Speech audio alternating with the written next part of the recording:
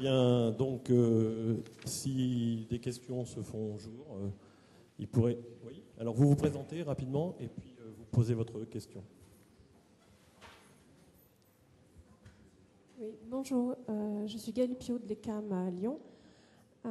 Vous avez dit au début de votre présentation qu'il y avait de nombreux cas d'échec à la mise en place du Lean dans les entreprises, alors qu'effectivement Toyota en est un exemple de réussite que je qualifierais d'extrême, puisque aujourd'hui ils sont capables de racheter cash n'importe lequel de leurs concurrents s'ils le veulent. Oui.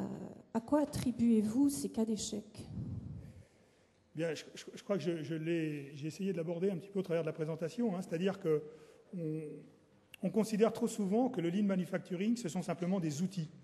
Et en fait, c'est pas que des outils, c'est un peu comme un ordinateur. Vous avez le hard et vous avez le soft. Le hard, ce sont des outils, mais il faut aussi le soft. Et le soft, c'est le management. C'est clairement le management, la volonté des hommes et des femmes de l'entreprise de vouloir le mettre en place et de le maintenir en permanence. Et donc, au travers de la pyramide inversée, hein, comme je l'ai montré, ça doit venir de tout en haut. C'est-à-dire que c'est le top management qui doit prendre conscience que s'il veut avoir une véritable pérennité du lean manufacturing, de son système de production, il doit lui-même le supporter, et le supporter en permanence. Hein, bien souvent, ce qui se passe, c'est que dans les entreprises, on met en place des outils, et puis derrière, le top management, les managers, les cadres, les responsables, en fait, laissent au niveau inférieur le soin de s'en occuper. Et bien, petit à petit, ce qui se passe, c'est que ça s'érode. Il faut qu'en permanence, le management, le top management, aille sur le terrain, aille vérifier qu'effectivement, on met bien en place tous les outils, les standards, etc., qu'ils soient capables, qu'ils le connaissent d'abord sur le bout des doigts. Hein, ça, c'est aussi une chose qui est importante. Donc, il y a aussi un effort de formation, j'en ai pas trop parlé, mais il y a un effort de formation extrêmement important à réaliser. Il faut former l'ensemble de la ligne hiérarchique. Par exemple, dans les usines du groupe PSA, plus particulièrement à Trémery, on a formé l'année dernière plus de 120 cadres. On est en train de former cette année 100% de nos techniciens et de nos agents de maîtrise au système de production PSA. Voilà, je ne sais pas si j'ai répondu. En fait, c'est des outils et, je dirais, une volonté, et ce sont les hommes.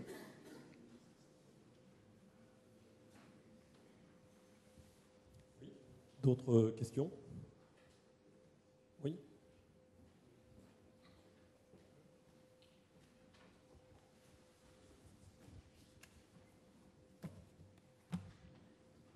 Bonjour, Laurent Vaudable. Dans le contexte de globalisation que l'on connaît actuellement, est-ce que ces outils vont nous permettre, je parle au nom de l'Europe, hein, du marché industriel européen, est-ce que ça va nous permettre de rester à flot ou est-ce que ça va être un outil qui va nous permettre à terme de prendre un avantage par rapport au marché asiatique, par exemple ? Alors, ce qu'il faut savoir, c'est qu'il y a déjà aujourd'hui en Europe et en France des entreprises qui ont mis en place des systèmes de production de type Lean. Hein, pour en citer une, c'est Automotive, qui est un de nos fournisseurs et qui est extrêmement performante et qui est plus performante qu'un certain nombre de concurrents qui sont basés dans des pays à bas coût.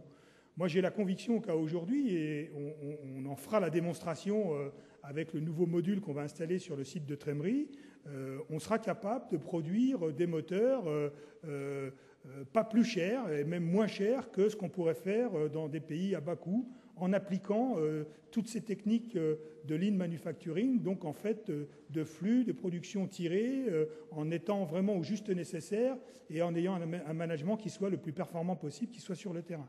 Moi, je suis convaincu qu'on est capable aujourd'hui de transformer nos usines, et d'ailleurs on le fait tous les jours chez PSA, hein.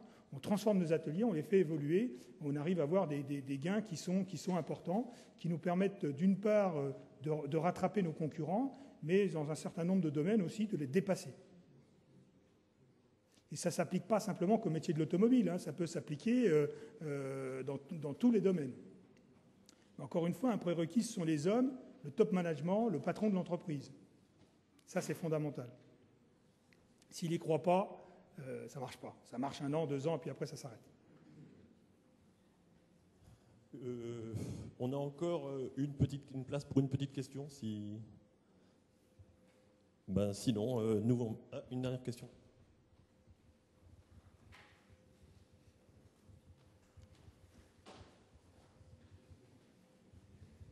Bonjour, Michel Josin, directeur des études de l'École des Mines.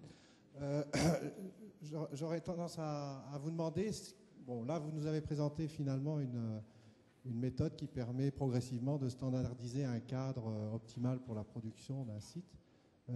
Comment vous positionnez les stratégies d'innovation de rupture par rapport à cette démarche pas à pas qui, de manière standardisée, finalement est confinée sur un axe bien précis?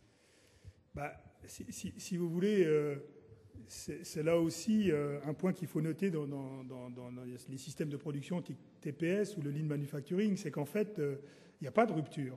En fait, c'est des progrès continus, des progrès à petits pas.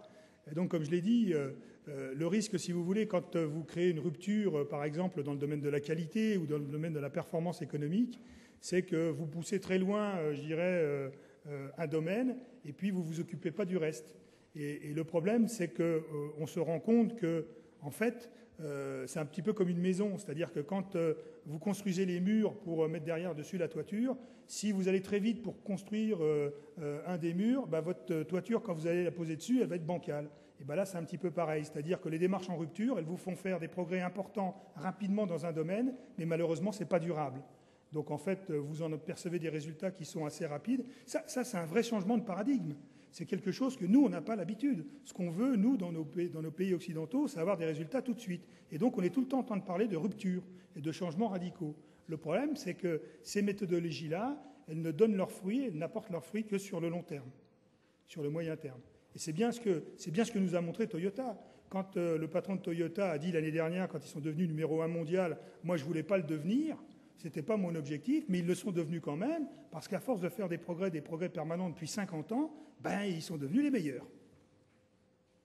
Donc voilà, on peut en faire des ruptures. Le problème, c'est que ça rapporte instantanément, et ce n'est pas durable. C'est mon point de vue. Voilà. Bien, merci, Monsieur Filipozzi. Merci.